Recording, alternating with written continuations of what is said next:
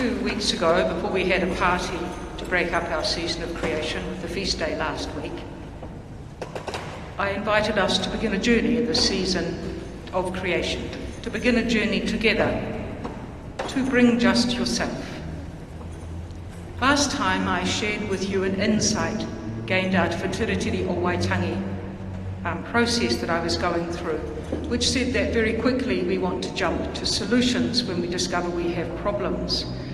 And Adrian de Patu said and invited us to consider the unexamined grief that was part of the process for many Māori. So jumping to solutions was one way, but we needed to spend some time with that grief. I shared with you that I thought there was some relevance for that insight, for where we find ourselves in our climate crisis.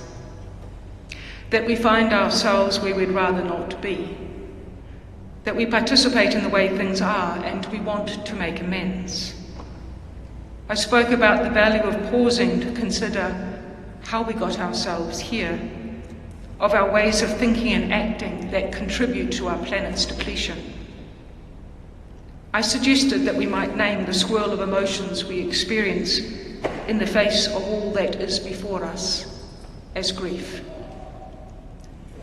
I inquired about whether we had the collective courage to acknowledge this, not to fix it, but in paying attention to that grief, allowing that it might change how it comes to express itself in our lives, that it might release us to embrace acting differently than we have. So today we have this delightfully challenging gospel.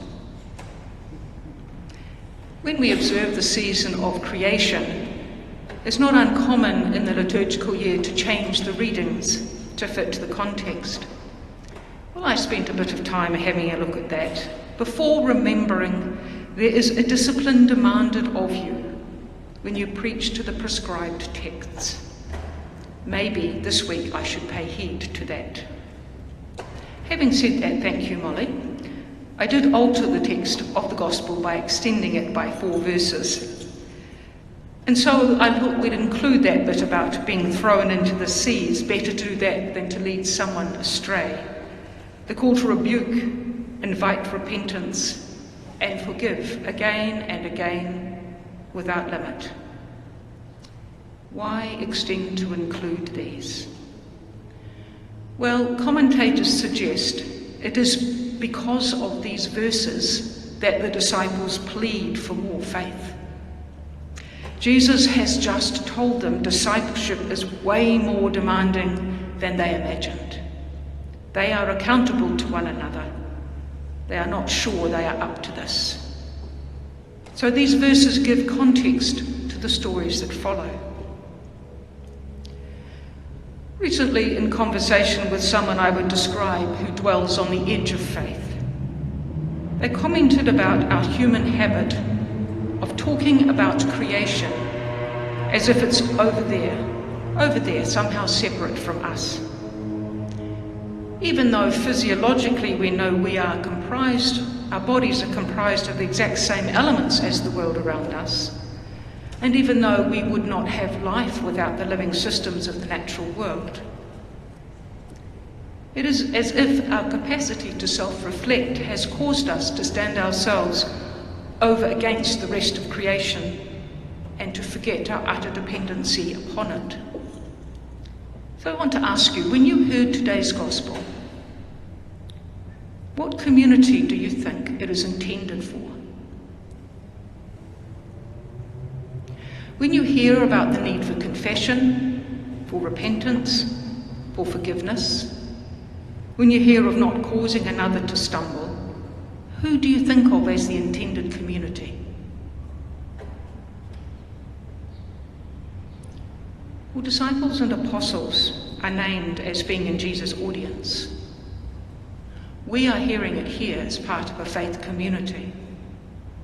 So it's not unreasonable for us to think the intended community are those who are of a faith community, those for whom we hold responsibility and challenge for care. It may be that we extend that sense of community responsibility to those who are wider in our community, those who we love that may have nothing to do with the faith community, those we chance to meet or interact with and influence. At this season of creation, I want to invite us to look more widely and deeply at how we understand and what we mean by community, at what or who we think we can include in community. How wide are we willing to extend that inclusion? Given that in 2 days it is the feast of St. Francis, we might reflect on Francis' relationship with nature. We might recall his words of familial intimacy. He speaks of brothers, sun, wind, air, and fire, of sisters, moon, stars, water, and sister earth, our mother. If we included in our community all that sustains and supports its life, our life, and the life of every part of the world, how might we hear today's gospel? We hear admonishment against any member causing the downfall of another in the community. The call to notice when there is a falling short of flourishing. To notice, to name, and to insist that which is the cause of the falling short of another is turned from, is repented, and is realigned. And as this is done, to forgive. Time and time and time again, we agree to be restored in relationship. Our life, the life and health of every part of our community depend on it. Well, seems a bit much really, doesn't it? All a bit too impossible. To be accountable to one another, to be accountable to the consequences of our actions that we quietly hide away half the time, to admit that we diminish flourishing, to say we will do differently, and we will forgive over and over again. To forgive like this in Luke requires faith. For this is what the disciples plea for. Kimberly Long, I was interested, writes this. She suggests that Jesus changes the question from how much faith is enough to what is faith for. Jesus tells them, you already have the faith you need. Now live its purpose. Fulfill its purpose. Live it. Then Jesus uses this relationship expectation between master and slave to illustrate. I just want to note there's no comment about there being right or wrong. Master-slave relationships were just part of the environment in Jesus' time. Such relationships, Long proposes, were marked by mutual accountability and expectation. The master expects the servants to perform their duties, and the servants in turn expect that when their work is done, they will receive nourishment and rest and protection. Curiously, such master-slave relational expectation rather mirrors ours with creation. But here's the thing. Implicit in a relationship of mutual accountability and expectation is respect for the stature, worth, and dignity of each in the relationship. I fear that we have failed to respect, much less recognise the stature, worth, and dignity of our natural world in ways that suggest we are in mutual relationship. Luke has Jesus tell the story to illustrate the faith needed for us to be able to live as a community. A robust community that mucks up, yet can change and forgive and restore relationships. Faith is not a possession you can gain more of. It is a way of life, and it's worked out in relationship. In this divine economy, faith is less about personal fortitude and more about mutual forbearance, as we keep on learning that we are all in this together.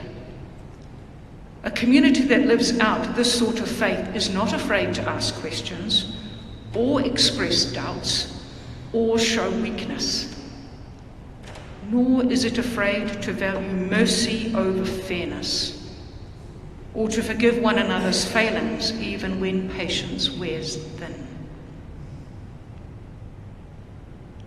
We live and move and have our being because of the community of life in which we are embedded. We are in this together.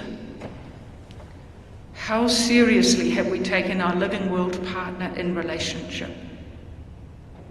Mother Nature has been enormously forgiving to the point where giving is costing her her very life.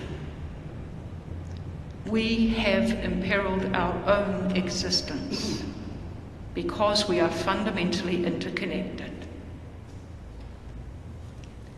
Forgiveness requires faith, Luke would have us know.